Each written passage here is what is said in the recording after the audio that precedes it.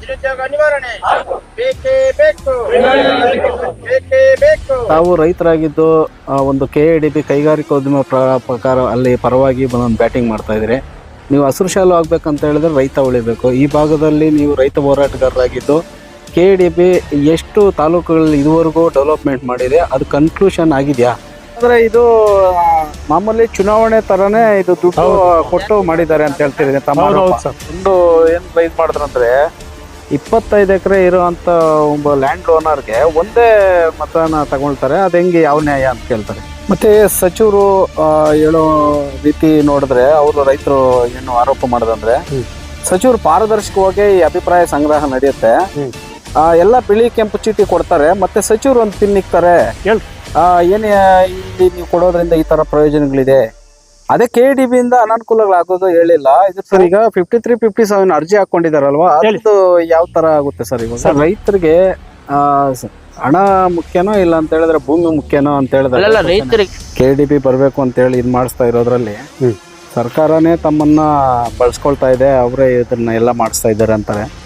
ಅದು ಯಾವ ತರ ಸರ್? ಅದ್ಯಾ ಸರ್ ಇನ್ನೊಂದು 2% ಇಲ್ದಿರೋ ದಲಿತರು ಹೆಂಗೆ ಇದಕ್ಕೆ ಅಂತ ಹೇಳಿದ್ರೆ 2% ಇಲ್ವಾ ಸರ್ ದಲಿತರು ಇಲ್ಲಿ SC/ST ಜಮೀನು? ಒಂದು ನಿಮಿಷ ಅಭಿಪ್ರಾಯ ಸಂಗ್ರಹ ದಿವಸ ತಾಲೂಕು ಆಡಳಿತ ಮತ್ತು ಸರ್ಕಾರ ಎಲ್ಲರೂ ಒಟ್ಟುಗೂಡಿಸಿ ಏನು ಬಿಳಿ ಪತ್ರಗಳು ಹೆಚ್ಚಾಗಬೇಕು ಅಂತ ಹೇಳ್ಬಿಟ್ಟು ಟೋಟಲ್ ಅಲ್ಲಿ ಪಾರದರ್ಶಕವಾಗಿ ನಡೆಯೋದಿಲ್ಲ ಅಂತ ಹೇಳ್ತಾ ಇದ್ದಾರೆ. ಅದ್ರ ಬಗ್ಗೆ ಸರ್ ಅಲ್ಲಿ ತಾವು ಗೊಂದಲ ಸೃಷ್ಟಿ ಮಾಡಿದ್ರೆ ಅಲ್ಲಿ ಅಂತೇಳಿ ಬಂತು ಪೊಲೀಸ್ ಅವ್ರಿಗೆ ಎಲ್ಲ ಆಗ್ಬೋದು. ಇನ್ನೊಂದು ಮಾಸ್ಟರ್ ಹೇಳ್ತಾರೆ ಆಸೆ ಆಮಿಷಗಳಿಗೆ ಒಳಪಟ್ಟು ಈ ತರ ಇದು ಮಾಡಿರ್ತಾರೆ ಅಂತ, ಅದು ಏನು ಯಾವ ತರ ಸರ್? ಕನ್ಕ್ಲೂಷನ್ ಕೊಡ್ಲಿ. ಕನ್ಕ್ಲೂಷನ್ ಅಲ್ಲಿ ಶಾಸಕರಾಗಿರ್ಬೋದು ಸಚಿವರಾಗಿರ್ಬೋದು ನಿಮ್ಗೆ ಆಶ್ವಾಸನೆ ಕೊಟ್ಟು ಇದನ್ನ ಅಪ್ರೂವಲ್ ಮಾಡ್ಕೊಂಡ್ರು ಇದುವರೆಗೂ ಒಂದು ನಿದರ್ಶನ ಇಲ್ಲ KADB ಅಲ್ಲಿ ಒಂದೇ ಸಿಂಗಲ್ ಪೇಮೆಂಟ್ ಆಗಿರೋದನ್ನ ನೀವ್ ಹೆಂಗ್ ನಂಬ್ತೀರಿ ಅವ್ರ ಮಾತು ಅಂತ ಹೇಳ್ತಾರೆ. ರೈತರ ಅಭಿಪ್ರಾಯ ಸಂಗ್ರಹ ಮಾಡುವಂತ ಸಂದರ್ಭದಲ್ಲಿ ಉಸ್ತುವಾರಿ ಸಚಿವರು ಪ್ರತಿ ರೈತರೊಂದಿಗೆ ಮಾತನಾಡ್ತಾ KADB ಸಂಸ್ಥೆಯು ಒಂದೇ ಕಂತಿನಲ್ಲಿ ಹಣ ನೀಡುತ್ತೇವೆ, ಯಾವುದೇ ಗೊಂದಲ ಬೇಡ, ನಾವು ಅಭಿವೃದ್ಧಿ ಪರ ಇದ್ದೀವಿ, ರೈತರ ಪರ ಇದ್ದೀವಿ, ರೈತರ ಅಭಿಪ್ರಾಯದಂತೆ ನಾವು ನಡ್ಕೊಳ್ತೀವಿ. ನಿಮ್ಗೆ ಇಷ್ಟ ಇರತಕ್ಕಂಥವರು ಬಿಳಿ ಕಾಗದ ಮೇಲೆ ಸಹಿಯನ್ನು ಮಾಡಿ, ಇಷ್ಟ ಇಲ್ಲದೆ ಇರತಕ್ಕಂಥವ್ರು ಕೊಡೋದಕ್ಕೆ ನಕಾರಾತ್ಮಕವಾಗಿರ್ತಕ್ಕಂಥವ್ರು ಪಿಂಕ್ ಪೇಪರ್ ಮೇಲೆ ಸಹಿ ಮಾಡಿ ಅಂತ ಹೇಳ್ಬಿಟ್ಟು ಕೂಲಂಕುಷವಾಗಿ ನಮ್ಮ ರೈತರಿಗೆ ತಿಳಿಸ್ಕೊಟ್ಟಿದ್ದಾರೆ. ಇದನ್ನ ಕೆಲವರು ಕಾನೂನು ಬಾಹಿರ ಅಂತ ಹೇಳ್ತಾರೆ. ಇದು ಯಾವ ರೀತಿ ಕಾನೂನು ಬಾಹಿರ ಅಂತ ಅವ್ರಿಗೆ ಮಾತ್ರ ಗೊತ್ತಿರಬೇಕು. ನಮಗೆ ಇದೊಂದು ಉತ್ತಮವಾದಂತಹ ಒಂದು ಒಡನಾಟ ಇಟ್ಕೊಂಡು ರೈತರಿಗೆ ತಿಳಿಸ್ಕೊಟ್ಟಿರ್ತಾರೆ. ಅವರಿಗೆ ನಾವು ಇದು ಸರಿಯಾದ ದಾರಿ ಅಂತ ನಾವು ಹೇಳಲಿಕ್ಕೆ ಬಯಸ್ತೇವೆ. ಹಾಗೇನೆ ಈ ರೀತಿ ನಡೀತಿರ್ಬೇಕಾದ್ರೆ ಮಧ್ಯಾಹ್ನ 2 ಗಂಟೆಗೆ ಕೆಲವು ರೈತರು ಮತ್ತು ಮಾಧ್ಯಮ ಮಿತ್ರರು ಸಚಿವರ ಮೇಲೆ ಒತ್ತಡವನ್ನು ಹೇರಿ ಕೇಳ್ತಾರೆ, ಸರ್ PSL ಕಂಪನಿ ಇದು ಪಾಣಿಗಳು ನೀವು ಕೊಟ್ಟಿದ್ದೀರಾ, ಬಿಳಿ ಕಾಗದಗಳನ್ನು ಹೆಚ್ಚಿಸ್ಲಿಕ್ಕೆ ಈ ಕೆಲಸ ಮಾಡಿದ್ದಾರೆ ಅಂತಕ್ಕಂಥ ಒಂದು ಆರೋಪವನ್ನ ಸಚಿವರ ಮೇಲೆ ಮತ್ತು ತಹಸೀಲ್ದಾರ್ ಮೇಲೆ ಆರೋಪವನ್ನು ಮಾಡಿರ್ತಾರೆ. ಇದು ಸತ್ಯಕ್ಕೆ ದೂರವಾಗಿರ್ತಕ್ಕಂಥದ್ದು. ಯಾಕಂದ್ರೆ ಅವ್ರಿಗೆ PSL ಕಂಪನಿ ಬಗ್ಗೆನೇ ಗೊತ್ತಿಲ್ಲ. ಯಾರು ರೈತರ RTC ಇದೆಯೋ ಅವರು ಮಾತ್ರ ನೋಟಿಸ್ ಕೊಟ್ಟಿದ್ದಾರೆ. ಅವ್ರಿಗೆ ಮಾತ್ರ ಅವರು ಬಂದು ತಮ್ಮ ಸ್ವಇಚ್ಛೆಯಿಂದ ಅವರು ಬೆಳೆಯೋದು ಅಥವಾ ಕೆಂಪು ಒಂದು ಕಾಗದದ ಮೇಲೆ ಮತದಾನವನ್ನು ಮಾಡೋದು, ಮುಕ್ತ ಮತದಾನ ಮಾಡೋದ್ರ ಮೂಲಕ ಅವರ ಅಭಿಪ್ರಾಯವನ್ನು ವ್ಯಕ್ತಪಡಿಸಿರ್ತಾರೆ. ಇದರಲ್ಲಿ PSL ಕಂಪನಿ ಇದು ಹೇಳ್ತಾರೆ, ಅದನ್ನ ಯಾಕೆ ಪರಿಗಣನೆಗೆ ತಗೊಂಡ್ರಿ ಅಂತ ಹೇಳ್ಬಿಟ್ಟು. ಮಾನ್ಯರಿಗೆ ಗೊತ್ತಿರಬೇಕು, ಒಂದು ಅಗ್ರಿಮೆಂಟ್ ಅಥವಾ GPA ಮಾಡಿರ್ತಾರೆ ಒಬ್ಬ ವ್ಯಕ್ತಿ PSL ಕಂಪನಿಗೆ. ಅಗ್ರಿಮೆಂಟ್ GPA ಮಾಡಿದಾಗ ಮೊದಲ ಕಾಲಂನಲ್ಲಿ ರೈತನ ಹೆಸರು ಇರುತ್ತೆ, ಕೊನೆಯಲ್ಲಿ PSL ಕಂಪನಿ ಅಂತ ನೋಂದಣಿ ಆಗಿರುತ್ತೆ. ಇದು ಕೇವಲ ಮದುವೆಗೆ ನಿಶ್ಚಿತಾರ್ಥ ಆಗಿರ್ತಕ್ಕಂಥದ್ದು. ಇದು ಗಮನದಲ್ಲಿ ಇಟ್ಕೋಬೇಕು ಅವರು. ಇನ್ನು ಪೂರ್ತಿ ಮದುವೆ ಆಗ್ಬಿಟ್ಟಿದೆ ಅಂತ ಇಟ್ಕೊಳ್ಳೋಣ, ಅಂದ್ರೆ ರಿಜಿಸ್ಟರ್ ಆಗ್ಬಿಟ್ಟಿದೆ, ಅಗ್ರಿಮೆಂಟ್ ರಿಜಿಸ್ಟ್ರು GPA ಎರಡೂ ಆಗಿರ್ತಕ್ಕಂಥದ್ದು ಸಂಪೂರ್ಣ PSL ಕಂಪನಿ ಹೆಸರಲ್ಲಿದೆ. ಆ ಪಾಣಿಗೆ ಅರ್ಹರು ಯಾರು ಇಲ್ಲ, ಆ ಕಂಪನಿ ಮಾತ್ರನೇ. ಇಷ್ಟಕ್ಕೆ ಈ ಕಂಪನಿ ಬಗ್ಗೆ, PSL ಕಂಪನಿ ಬಗ್ಗೆ ಇಷ್ಟೊಂದು ಯಾಕೆ ತಲೆ ಕೆಡಿಸ್ಕೊಳ್ತಿದ್ದಾರೆ ಮಹನೀಯರು ಅಂತ ನನಗೆ ಗೊತ್ತಾಗ್ತಿಲ್ಲ. PSL ಕಂಪನಿಯಿಂದ ಮೋಸವಾಗಿರ್ತಕ್ಕಂಥ ರೈತರ ಬಗ್ಗೆ ಕಾಳಜಿ ಇಲ್ಲ. ಪಾಪ ಅದನ್ನ ಬಿಟ್ಟು ಕಂಪನಿಯವ್ರ ಪರ ಮಾತನಾಡ್ತಿದ್ದಾರೆ. ಅಲ್ಲಿಗೆ ಅವ್ರು ರೈತರಲ್ವಾ? ಅದು ಕೃಷಿ ಭೂಮಿ ಅಲ್ವಾ? ಅದು ಫಲವತ್ತಾದ ಭೂಮಿ ಅಲ್ವಾ? ಮಾನ್ಯರು ಉತ್ತರಿಸ್ಬೇಕಾಗತ್ತೆ. ಹಾಗಾದ್ರೆ ಕಂಪನಿ ಮೋಸ ಮಾಡಿದೆ, ಆ ರೈತರಿಗೆ ನ್ಯಾಯ ಕೊಡಿಸುವಂತ ನಿಟ್ಟಿನಲ್ಲಿ ನಾವು ರೈತರ ಮುಖಂಡರು ಯಾಕೆ ಪ್ರಯತ್ನ ಪಡಲಿಲ್ಲ ಅಂತಕ್ಕಂಥ ಒಂದು ಪ್ರಶ್ನೆ ರೈತರಲ್ಲಿ ಕಾಡ್ತಾ ಇದೆ. ಇವತ್ತು ತಾವು PSL ಕಂಪನಿ ಪರ ಇದ್ದೀರಾ, ಅದರ ಅರ್ಥ ಏನು? ಉದ್ಯಮಿಗಳ ಪರ ಇದ್ದೀರಾ ಅಥವಾ ರೈತರ ಪರ ಇದ್ದೀರಾ ಅಂತಕ್ಕಂಥ ಯಕ್ಷ ಪ್ರಶ್ನೆ ನಮ್ಮಲ್ಲಿ ಕಾಡ್ತಾ ಇದೆ.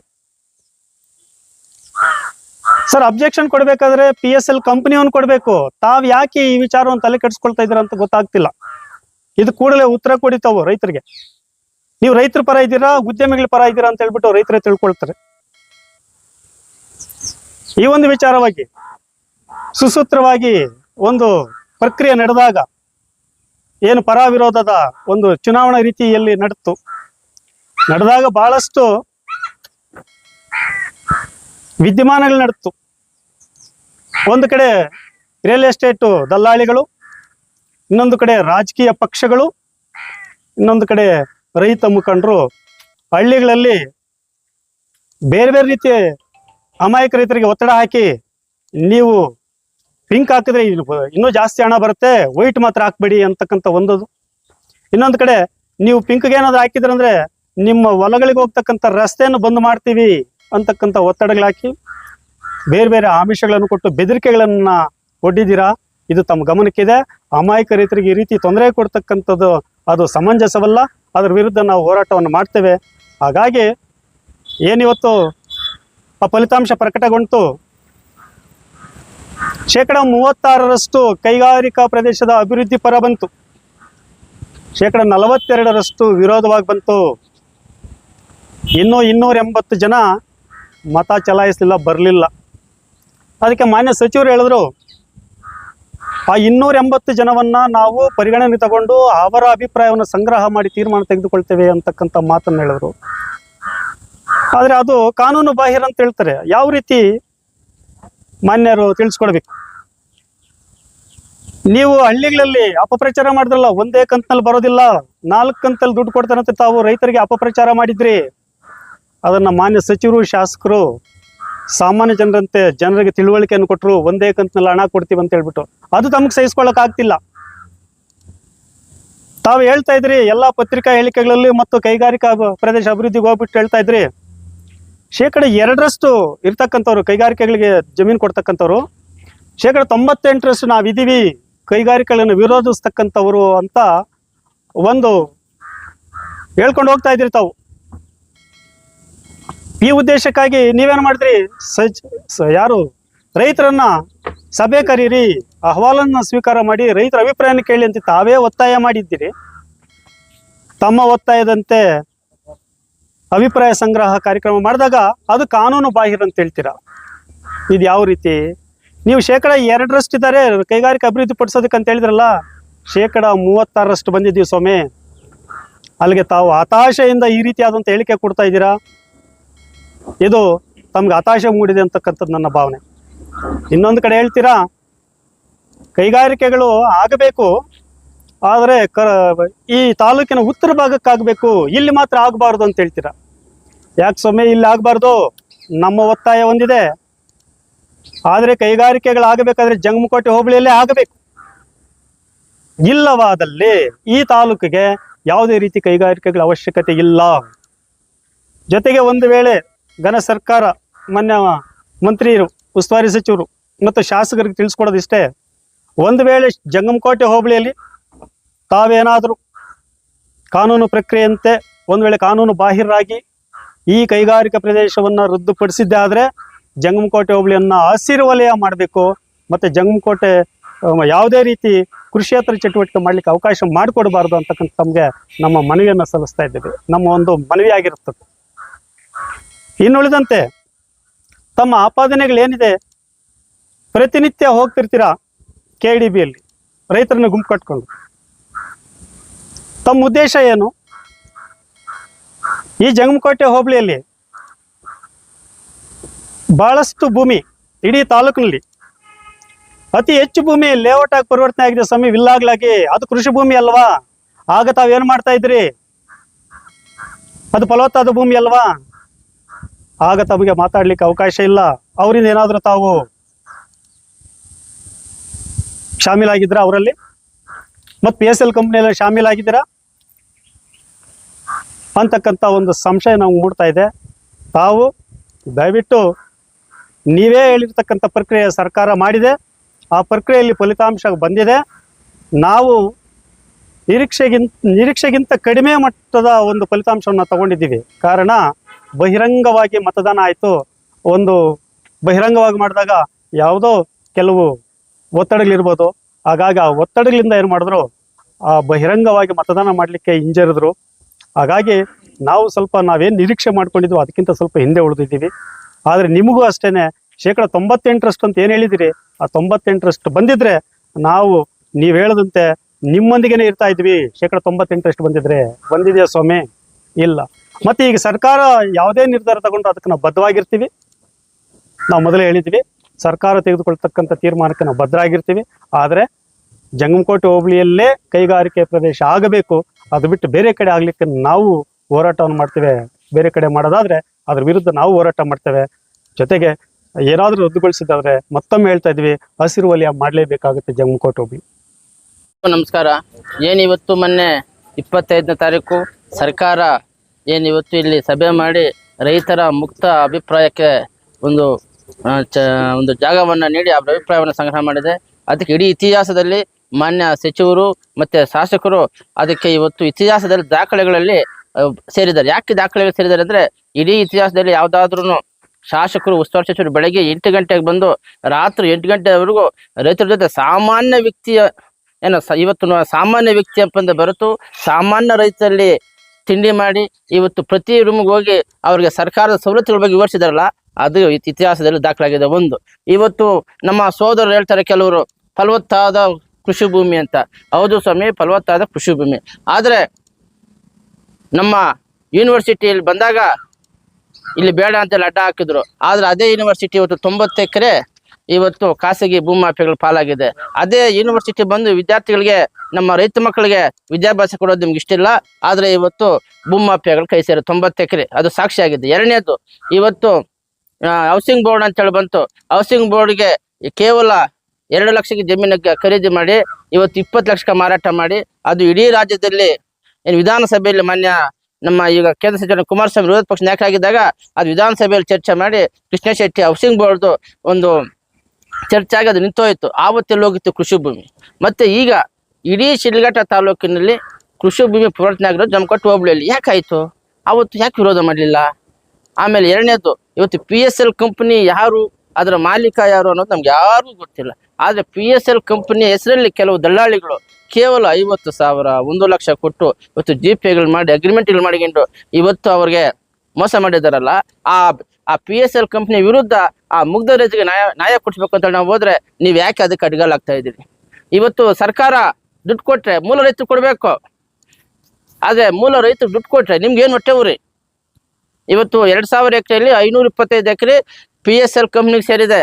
500 ಕಾನೂನಿನ ಚೌಕಟ್ಟಲ್ಲಿ ಏನು ಹೇಳುತ್ತಂದ್ರೆ, GPA ಯಾವುದೇ ಆಗಿದ್ರು ಕೂಡ ಸುಪ್ರೀಂ ಕೋರ್ಟ್ ರದ್ದುಗೊಳಿಸೋದಕ್ಕೆ ಅವಕಾಶ ಇದೆ. ಆದರೆ ಮೂಲೆ ಖಾತೆದಾರರಿಗೆ ಅಭಿಪ್ರಾಯ ಸಂಗ್ರಹ ಮಾಡಬಾರ್ದಂತೂ ಯಾವುದೇ ಕಾನೂನಲ್ಲಿ ಇಲ್ಲ.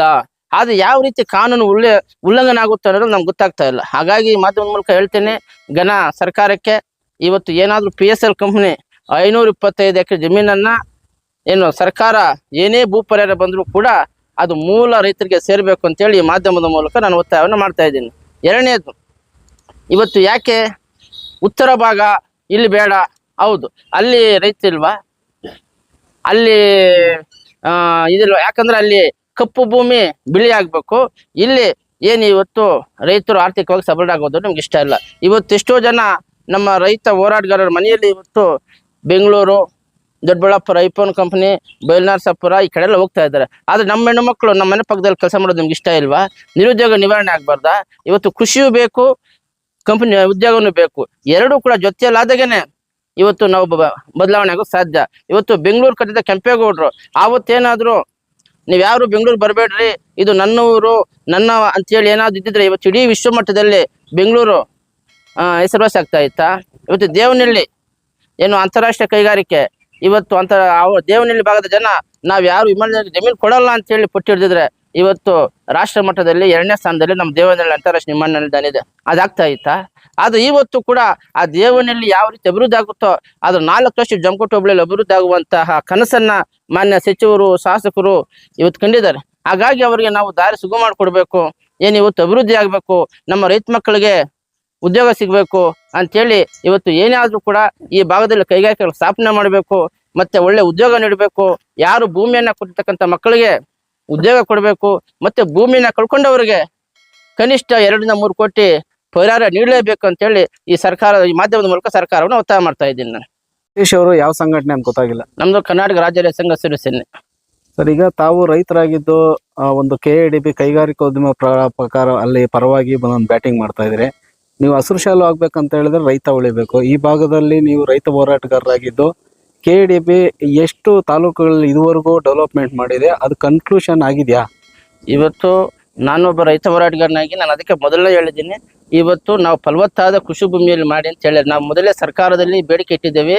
ಏನು ಫಲವತ್ತಾದ ನೀರಾವರಿ ಪ್ರದೇಶವನ್ನು ಕೈಬಿಟ್ಟು ಬೇರೆ ಜಮೀನಲ್ಲಿ ಮಾಡಿ ಅಂತ ಹೇಳಿದ್ವಿ. ಆ ಲೆಕ್ಕದಲ್ಲಿ ತಗೊಂಡ್ರೆ ಏನು ಫಲವತ್ತಾದ ನೀರಾವರಿ ಪ್ರದೇಶವನ್ನ ಕೈ ಬಿಡ್ತೀವಿ ಅಂತಕ್ಕಂಥ ಆಶ್ವಾಸನೆ ನಮ್ಗೆ ಸಿಕ್ಕಿದೆ. ಆದ್ರೆ ಇಲ್ಲಿ ಸಬ್ಜೆಕ್ಟ್ ಇರ್ತಕ್ಕಂಥದ್ದು ಮಾಡಬೇಕೋ ಬೇಡವೋ, ಮಾಡಬೇಕು ಅಂತ ಬಂದಾಗ ನಾವು ಬೇಡಿಕೆ ಇರ್ತೀವಿ, ಮನೆ ಸರ್ಕಾರದಲ್ಲಿ ನೀರಾವರಿ ಪ್ರದೇಶನ ಉಳಿಸ್ಕೊಡಿ ಅಂತ ಹೇಳ್ತೀವಿ. ಆಮೇಲೆ ನೀವು ಹೇಳಿರ್ತಕ್ಕಂಥದ್ದು ಮಸ್ತೇನಹಳ್ಳಿ ಆಗಿರ್ಬೋದು, ಮತ್ತೆ ಬೇರೆ ಬೇರೆ ಭಾಗಗಳಲ್ಲಿ ಸಂಪೂರ್ಣವಾಗಿ ಅಲ್ಲಿ ಕೈಗಾರಿಕೆಗಳಾಗಿದ್ದು ರೈತರಿಗೆ ಹಣ ಸೇರಿದೆ.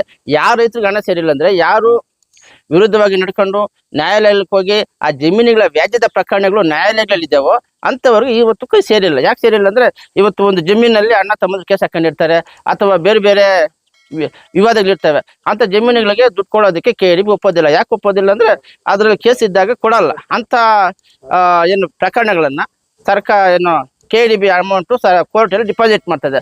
ಅದು ಯಾರಿಗಾದ್ರೆ ಅವ್ರಿಗೆ ಕೋರ್ಟಿಂದ ಡಿಪಾಸಿಟ್ ತಗೊಳ್ಬೋದು. ಸರ್, ಈಗ ರೈತರಿಗೆ ಹಣ ಮುಖ್ಯನೋ ಇಲ್ಲ ಅಂತ ಹೇಳಿದ್ರೆ ಭೂಮಿ ಮುಖ್ಯನೋ ಅಂತ ಹೇಳಿದ್ರೆ? ಅಲ್ಲ, ರೈತರಿಗೆ ಭೂಮಿನೂ ಮುಖ್ಯ, ಹಣನೂ ಮುಖ್ಯ. ಅದ್ರ ಜೊತೆ ಅಂಗಾಂಗವಾಗಿದೆ. ಏನು ಇವತ್ತು ನಮ್ಗೆ ಭೂಮಿ ಎಷ್ಟು ಮುಖ್ಯವೋ ಅಷ್ಟೇ ನಮ್ಗೆ ಉದ್ಯೋಗನೂ ಮುಖ್ಯ ಇದೆ. ಇವತ್ತು ನಾವು ನೋಡ್ತಾ ಇದ್ದೀವಿ, ಇವತ್ತು ನಾವು 1400 ಅಡಿ ಆದ್ರೂ ಕೂಡ ನೀರು ಪಾತಾಳಕ್ಕೆ ಹೋಗ್ತಾ ಇದೆ.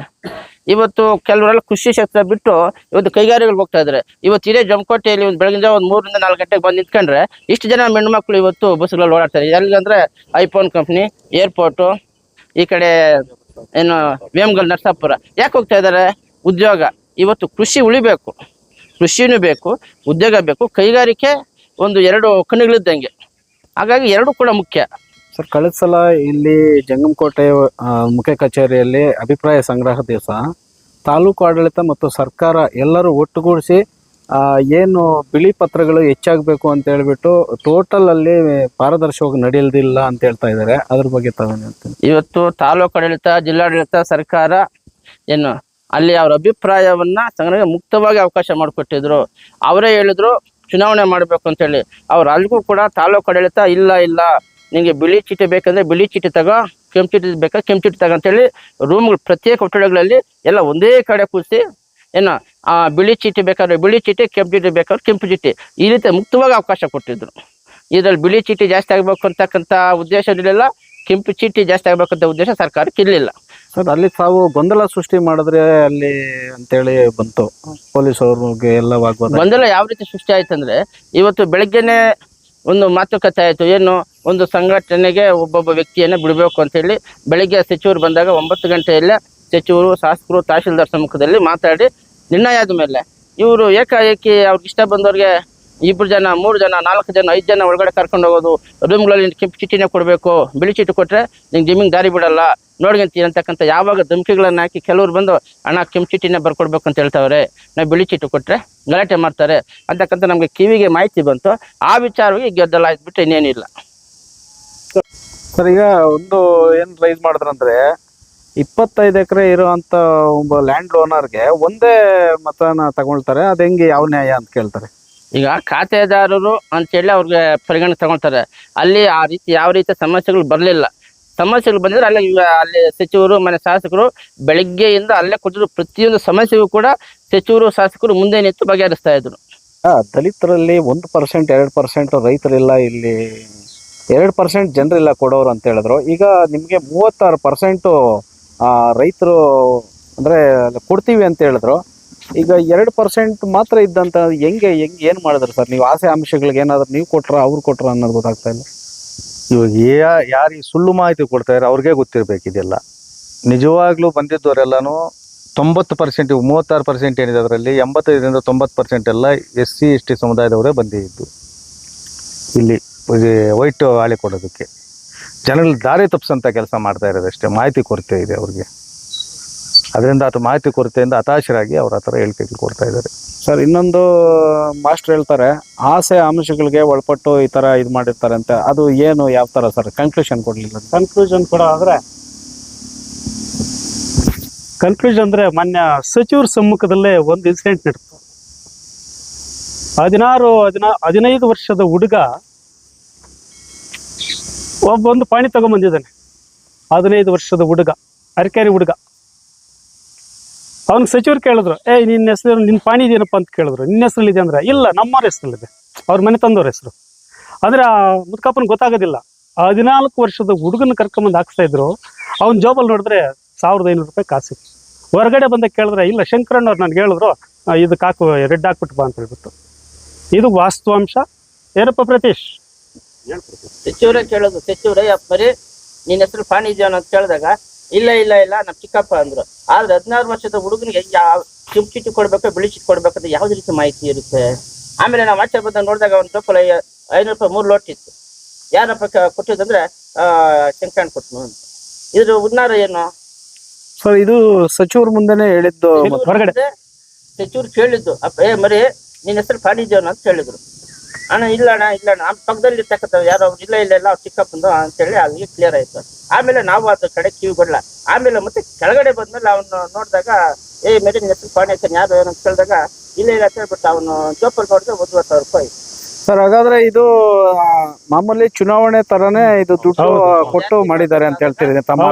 ಸರ್ ಚುನಾವಣೆ ತರ ನಡೀತು. ಮಾಡೋದಕ್ಕೆ ಏನೇನು ಬೇಕೋ ಅದನ್ನೆಲ್ಲ ಮಾಡಿದ್ದಾರೆ. ಈಗ ಅರಕೇರಿ ಗ್ರಾಮದಲ್ಲಿ ಪಾಪ ಬಹಳಷ್ಟು ರಿಯಲ್ ಎಸ್ಟೇಟ್ ಏನು ದಲ್ಲಾಳಿಗಳು ಅಲ್ಲಿ ಆಮಿಷಗಳನ್ನು ಕೊಟ್ಟು ಟೆಂಪ ಮಾಡ್ಕೊಂಡ್ ಬಂದಿದ್ದಾರೆ. ಟೆಂಪ ಮಾಡ್ಕೊಂಡು ಅವ್ರನ್ನ ಜನನ ಕರ್ಕೊಂಬಂದು ನೀನು ಇದಕ್ಕೆ ಹಾಕ್ಬೇಕು ಅದು ಹೇಳ್ತಾರಂತೆ. ನೀನು ಕೆಂಪು ಚೀಟಿ ಹಾಕಿದ್ರೆ ಜಾಸ್ತಿ ದುಡ್ಡು ಬರುತ್ತೆ, ಬಿಳಿ ಚೀಟಿ ಹಾಕಿದೆ ಅಂದ್ರೆ ನಿನಗೇನು ಬರೋದಿಲ್ಲ, ಅವರೆಲ್ಲ ಅಕ್ವೈರ್ ಮಾಡ್ಕೊಂಡ್ಬಿಡ್ತಾರೆ, ನಿನ್ನ ಮನೆಯಿಂದ ಆಚೆಗೆ ಹಾಕ್ತಾರೆ ಅನ್ನೋ ಮಟ್ಟಕ್ಕೆ ಕೇಳ್ಕೊಟ್ಟಿದ್ದಾರೆ ಮುದುಕರಿಗೆ. ಇದು ಆಮಿಷ ಅಲ್ಲದೆ ಏನೇನು. ಬಸವಪಟ್ಟಣದಲ್ಲಿ ಒಬ್ಬ ವ್ಯಕ್ತಿಗೆ ಕೆಲವು ಯಾರೋ ಬಲಾಢ್ಯರು ನೀನು ಜಮೀನಿಗೆ ಹೋಗೋದಕ್ಕೆ ದಾರಿ ಬಿಡಲ್ಲ, JCB ತಂದು ಟ್ರಂಚ್ ಹೊಡಿತೀನಿ ಅಂತ ಧಮಕಿ ಹಾಕಿದ್ದಾರೆ. ಅದೇ ನಟನಾಕ್ನಹಳ್ಳಿಯಲ್ಲಿ ಇನ್ನು ಇಲ್ಲಿ ಹೋಗ್ತಿದ್ದಂಗೆನೆ ನನ್ನ ಮಕ್ಳಿಗೆ ಕೆಂಪು ಚೀಟಿ ಹಾಕಿದ್ದಾರೆ, ಬರ್ಲಿ ಕೈಕಾಲು ಮುರಿತೀನಿ ಅಂತಕ್ಕಂಥ ಒಂದು ಒಂದು ಆವಾಜನ್ನು ಹಾಕೊಂಡು ಹೋಗ್ತಾ ಇದ್ದಾರೆ. ಈ ವೈಟ್ ಚೀಟಿ ಆಗಿರ್ತಕ್ಕಂಥವ್ರಿಗೆ ವೈಟ್ ಚೀಟಿ ಹಾಕಿದ್ರಲ್ಲ, ಬರ್ರಿ ಹೊರಗಡೆ ಊರಲ್ಲಿ ಕೈಕಾಲು ಮುರಿತೀವಿ ಅಂತಕ್ಕಂಥ ಒಂದು ಧಮಕಿ ಆಗ್ತಾ ಇದಾರಲ್ಲ. ಇನ್ನು ಇದಕ್ಕಿಂತ ಇನ್ನೇನು ಬೇಕು? ಮತ್ತೆ ಸಚಿವರು ಹೇಳೋ ರೀತಿ ನೋಡಿದ್ರೆ, ಅವರು ರೈತರು ಏನು ಆರೋಪ ಮಾಡೋದಂದ್ರೆ, ಸಚಿವರು ಪಾರದರ್ಶಕವಾಗಿ ಈ ಅಭಿಪ್ರಾಯ ಸಂಗ್ರಹ ನಡೆಯುತ್ತೆ, ಎಲ್ಲ ಬಿಳಿ ಕೆಂಪು ಚೀಟಿ ಕೊಡ್ತಾರೆ, ಮತ್ತೆ ಸಚಿವರು ಒಂದು ಪಿನ್ ಇಕ್ತಾರೆ. ಏನ್ ಇಲ್ಲಿ ನೀವು ಕೊಡೋದ್ರಿಂದ ಈ ತರ ಪ್ರಯೋಜನಗಳಿದೆ, ಅದೇ KDB ಇಂದ ಅನಾನುಕೂಲಗಳಾಗೋದು ಹೇಳಿಲ್ಲ. ಇದು ಟೋಟಲ್ KDB ಬರಬೇಕು ಅನ್ನೋ ಒಂದು ನಿಟ್ಟಿನಲ್ಲೇ ರೈತರನ್ನೆಲ್ಲ ಸರ್ಕಾರದ ಒಂದು ತಮ್ಮನ್ನೆಲ್ಲ ಅವ್ರ ಕಡೆ ಸೆಳೆಯೋದಕ್ಕೆ ಶಾಸಕ ಪರವಾಗಿ ಮಾತಾಡಿರ್ತಾರೆ ಅಂತ ಹೇಳ್ತಾರೆ ಸರ್. ಅದು ಅವ್ರು ಹತಾಶರಾಗಿ ಹೇಳ್ತಿದ್ದಾರೆ. ಸರ್ಕಾರದ ಭಾಗವಾಗಿರ್ತಕ್ಕಂಥ ಸಚಿವರು ಈ ಭಾಗದಲ್ಲಿ ಕೈಗಾರಿಕೆಗಳು ಮಾಡಬೇಕಾದ್ರೆ ಆ ಒಂದು ಕೈಗಾರಿಕಾ KDB ಏನು ಸವಲತ್ತು ಕೊಡುತ್ತೆ ಅಂತಕ್ಕಂಥದ್ದನ್ನ ವಿವರಣಾತ್ಮಕವಾಗಿ ಹೇಳಿದ್ರು. ಯಾಕೆ ಹೇಳಿದ್ರು ಅಂದರೆ, ತಾವೆಲ್ಲ ಗೊಂದಲಗಳು ಸೃಷ್ಟಿ ಮಾಡಿದ್ರು ಕೆಲವರು. ನಿಮ್ಗೆ ದುಡ್ಡೇ ಕೊಡೋದಿಲ್ಲ, 3-4 ಕಂತಲ್ಲಿ ಕೊಡ್ತಾರೆ, ನಿಮಗೆ ಸತಾಯಿಸ್ತಾರೆ, ನಿಮ್ಗೆ ಕಡಿಮೆ ಬೆಲೆ ಕೊಡ್ತಾರೆ ಅಂತಕ್ಕಂಥ ಬೇರೆ ಬೇರೆ ರೀತಿ ಸುಳ್ಳು ಮಾಹಿತಿಗಳನ್ನು ಕೊಟ್ಟಿದ್ರು. ಮನೆಯಾಗ್ಲಿ ಕಿತ್ಕೊಂಡ್ಬಿಡ್ತಾರೆ ಅಂತ ಹೇಳ್ಬಿಟ್ಟು ಅದಕ್ಕೇನು ಮಾಡಿದವರು ಪಾರದರ್ಶಕವಾಗಿ ಏನು ರೈತ ಮುಖಂಡರು ಸಮ್ಮುಖದಲ್ಲೇ ಹೇಳಿದ್ದಲ್ವಾ, ಅದು ಹೇಗೆ ಅದು ಆಮಿಷ ಅಂತಾಗುತ್ತೆ? ಮತ್ತೆ ನೀವು ಹೇಳಿರ್ತಕ್ಕಂಥ ಸರಿನಾ? ಮಾಧ್ಯಮದಲ್ಲಿ ನೀವೇ ಕೇಳಿದ್ರ 3-4 ಕಂತಲ್ಲಿ ಕೊಡ್ತಾರೆ, ಅಭಿವೃದ್ಧಿ ಪಡಿಸೋದಿಲ್ಲ. ಸರ್ ಈಗ ಅಲ್ಲಿ ಶಾಸಕರಾಗಿರ್ಬೋದು ಸಚಿವರಾಗಿರ್ಬೋದು ನಿಮ್ಗೆ ಆಶ್ವಾಸನೆ ಕೊಟ್ಟು ಇದನ್ನ ಅಪ್ರೂವಲ್ ಮಾಡ್ಕೊಂಡ್ರು ಇದುವರೆಗೂ ಒಂದು ನಿದರ್ಶನ ಇಲ್ಲ KDBಯಲ್ಲಿ ಒಂದೇ ಸಿಂಗಲ್ ಪೇಮೆಂಟ್ ಆಗಿರೋದನ್ನ. ನೀವ್ ಹೆಂಗ್ ನಂಬ್ತೀರಿ ಅವ್ರ ಮಾತು ಅಂತ ಹೇಳ್ತಾರೆ? ಅಕ್ವಿಜಿಷನ್ ಆಗಕ್ಕೆ ಬಿಟ್ಟಿದ್ದಾರೆ, ಅವರೇ ಕೈಗಾರಿಕೆಗಳು ಮಾಡ್ತಿದ್ದಾರೆ. ಹಾಗಾದ್ರೆ ಅವ್ರಿಗೆ ಗೊತ್ತಿಲ್ವಾ ಏನಾಗುತ್ತೆ ಅಂತ ಹೇಳ್ಬಿಟ್ಟು? ಈಗ ನಿದರ್ಶನಗಳು ಬೇಕಾದ್ರೆ ಹೋಗಿ ತಿಳ್ಕೊಳ್ಳಿ ತಾವೇ ಅವರೇ ಮಾಧ್ಯಮದವ್ರು ಸರ್ ಇವರು ಯಾರೋ ರೈತರು ಈಗ ಕೊಟ್ಟಿರ್ತಕ್ಕಂಥ ನಿದರ್ಶನ ಇಲ್ಲ ಅಂದ್ರೆ ವೇಮ್ಗಲ್ಗೆ ಹೋಗ್ಲಿ, ವೇಮ್ಗಲ್ಲಲ್ಲಿ ಕೊಟ್ಟಿದ್ದಾರಾ ಇಲ್ವಂತ ಪರಿಶೀಲನೆ ಮಾಡ್ಕೊಂಬರ್ಲಿ. ದೇವನಹಳ್ಳಿ ಹೋಗ್ಲಿ, ಈ ಚನ್ನರಾಯಪಟ್ಟಣದಲ್ಲಿ ಕೊಡ್ತಿದಾರಲ್ಲ ಅಲ್ಲಿ ಹೋಗಿ ಕೇಳಿ 4 ಕಂತಲ್ಲಿ ಕೊಟ್ಟಿದ್ದಾರೆ ಅಂತ ಹೇಳಿದ್ರೆ ನೀವು ಅದು ನಮ್ಮದೇ ಬೇಡ. ಸರ್ ಈಗ ಹಾ. ಮೊನ್ನೆ ನಡೆದಿತ್ತಂತ ರೈತರ ಸಂಗ್ರಹ ಅಭಿಪ್ರಾಯ ಸಂಗ್ರಹದಲ್ಲಿ ಹಾ. ತಮಗೆ 36% ಬಿಳಿ ಪತ್ರಕ್ಕೆ ಬಂದಿರುತ್ತೆ, ಕೆಂಪು ಪತ್ರಕ್ಕೆ 40% ಬಂದಿರುತ್ತೆ. ಇನ್ನು ಉಳಿದಿರೋ 280 ಜನ ಹಂಗೆ ಹೋಲ್ಡ್ ಅಲ್ಲೇ ಇರ್ತಾರೆ.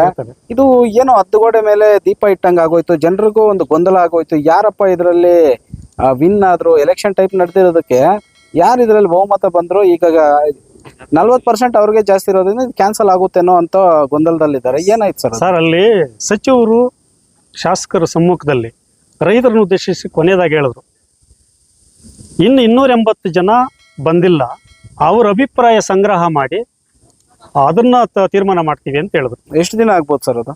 ಸರ್ ಅದು ಅವರು ಹೇಳಿದ್ರು ರೈತರಿಗೆ ಇನ್ನು ಮತ್ತೊಮ್ಮೆ ನೋಟಿಸ್ ಕೊಡ್ತೀವಿ, ಅವ್ರ ಅಭಿಪ್ರಾಯ ಸಂಗ್ರಹ ಮಾಡ್ಕೋಬೇಕಲ್ಲ, ಎಲ್ಲರನ್ನೂ ವಿಶ್ವಾಸ ತಗೋಬೇಕು ಬಿಡವ ಸರ್, ಅವ್ರನ್ನು ಪರಿಗಣನೆ ತಗೋಬೇಕು ಬೇಡ, ಎಲ್ಲ ಅವ್ರ ರೈತರಲ್ವಾ, ಇವತ್ತು ಬಂದಿಲ್ಲ ಇನ್ನೊಂದ್ ದಿನ ಅವ್ರನ್ನ ಕರೆದು ಏನಾದ್ರು ಅಭಿಪ್ರಾಯ ಸಂಗ್ರಹ ಮಾಡ್ಕೋಬೇಕಲ್ವಾ, ಆಗ ಸ್ಪಷ್ಟವಾದ ಫಲಿತಾಂಶ ಸಿಗುತ್ತೆ.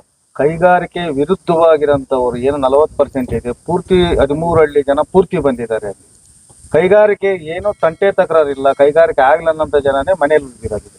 KDP ಬರ್ಬೇಕು ಅಂತ ಹೇಳಿ ಇದು ಮಾಡಿಸ್ತಾ ಇರೋದ್ರಲ್ಲಿ ಸರ್ಕಾರನೇ ತಮ್ಮನ್ನ ಬಳಸ್ಕೊಳ್ತಾ ಇದೆ, ಅವರೇ ಇದನ್ನ ಎಲ್ಲ ಮಾಡಿಸ್ತಾ ಇದ್ದಾರೆ ಅಂತಾರೆ. ಅದು ಯಾವ ತರ ಸರ್? ಅದು ಯಾರಾದ್ರೂ ಹೇಳಿದ್ರೆ ಅದು ಹತಾಶೆಯಿಂದ ಹೇಳಿರ್ತಾರೆ ಅಷ್ಟೇ. ಒಂದ್ ಹೇಳ್ತೀವಿ, ನಾವು ಪ್ರಾರಂಭದಲ್ಲಿ ಕೇವಲ ಒಂದೇ ಒಂದು ಪತ್ರಿಕಾಗೋಷ್ಠಿ ಮಾಡಿದ್ದು, ಕೈಗಾರಿಕೆಗಳನ್ನ ವಿರೋಧಿಸಿ ಇವ್ರು ಪ್ರತಿಭಟನೆಗಳು ಮಾಡ್ತಿರ್ಬೇಕಾದ್ರೆ ಕೆಲವು ಜನ ನಾವೇನ್ ಮಾಡಿದ್ವಿ, ಅದಕ್ಕೆ ಪ್ರತಿರೋಧವನ್ನು ಹೊಡೆದ್ವಿ. ಆಗ ರೈತರು ನಮ್ಮೊಂದಿಗೆ ಬಂದ್ರೆ ಹೊರತು ಸರ್ಕಾರ ನಮ್ಮೊಂದಿಗೆ ಯಾರು ಇದುವರೆಗೂ ಚರ್ಚೆ ಮಾಡಿಲ್ಲ. ನಾವು ಅವ್ರ ಹತ್ರ ಅಹವಾಲು ತಗೊಂಡು ಕೊಟ್ಟಿದ್ವಿ ಹೊರತು ಅವರು ನಮ್ಮನ್ನು ಯಾವುದೇ ರೀತಿಯಾಗಿ ಅದು ನಮ್ಮನ್ನ ಸ್ಪಂದಿಸಿರ್ತಕ್ಕಂಥದ್ದಾಗ್ಲಿ, ನಮ್ಮನ್ನು ಕರೆಸಿ ಮಾತಾಡಿರ್ತಕ್ಕಂಥದ್ದಾಗ್ಲಿ ನಿದರ್ಶನ ಇಲ್ಲ. ಏನಪ್ಪಾ ರೈತರನ್ನ ಬೇಕಾದ್ರೆ ನೀವು ಮುಕ್ತವಾಗಿ ಎಲ್ಲಾ ರೈತರನ್ನ ಕೇಳ್ಬೋದು. ಆಮೇಲೆ ಏನು KDP ಅವರು ಸರಿಯಾಗಿ ದುಡ್ಡು ಕೊಡಲ್ಲ ಅಂತ ಹೇಳಿದ್ರೆ ಅದ್ರ ಬಗ್ಗೆ ಅವರ ಇಲಾಖೆನೇ ಒಂದು ಸೂಚನೆಯನ್ನು ಹೊರಡಿಸಿದೆ. ಏನು ಎಲ್ಲಾ ರೈತರಿಗೂ ಇದು ಮಾಹಿತಿ ಇದೆ. ಯಾಕಂದ್ರೆ ಇವತ್ತು ಇದ್ರಲ್ಲಿ ಸ್ಪಷ್ಟವಾಗಿ ಅವರ ಕಂಡೀಷನ್ಸ್ ಒಂದೇ ಕನ್ನಡ ಪೇಮೆಂಟ್ ಮಾಡ್ತೀವಿ ಅಂತಕ್ಕಂಥದ್ದು ಲಿಖಿತವಾಗಿ ಆ ಸರ್ಕಾರನೇ ಇದು ಮಾಡಿರ್ತಕ್ಕಂಥದ್ದು ಮುದ್ರಣ. ಒಂದು ವೇಳೆ ಇದ್ರ ವಿರುದ್ಧವಾಗಿ ಅವ್ರು ನಡ್ಕೊಂಡಲ್ಲಿ ನಾವು ಕೂಡ ಅವ್ರ ವಿರುದ್ಧವಾಗಿ ನಿಂತ್ಕೊಂತೀವಿ, ಇದ್ರಲ್ಲಿ ಯಾವುದೇ ಮಾತು. ಎಷ್ಟು ಜನ ಅಲ್ಪಸಂಖ್ಯಾತರು, ದಲಿತರು, ಹಿಂದುಳಿದ ವರ್ಗದವರು, ಅನೇಕ ಜನ ಎಲ್ಲಾ ಸಮುದಾಯದವರು ಇದ್ದಾರೆ ಇದರಲ್ಲಿ. ಒಬ್ಬರೇ ಅಲ್ಲ, ಎಲ್ಲಾ ಸಮುದಾಯದವರು, ಹಿಂದುಳಿದವರು ತುಂಬಾ ಜನ ಇದ್ದಾರೆ. ಆವತ್ತು ನಿಮ್ಗೆ ಕಣಕ್ ಕಾಣಿಸಿಲ್ಲ, ಇವತ್ತು ಯಾವ್ದೋ ಒಂದು ಕೈಗಾರಿಕಾ ವಲಯ ಬರ್ತಾ ಇದೆ ಅಂತಂದ್ರೆ ಅದಕ್ಕೆ ಅಡ್ಡಪಡಿಸಕ್ ಬರ್ತಿದ್ದೀರಲ್ಲ, ಇದು ನಿಮ್ಗೆ ಎಷ್ಟು ಸರಿ ಅನಿಸ್ತಿದೆ ದೊಡ್ಡವರಾಗಿ ಹೇಳಿ?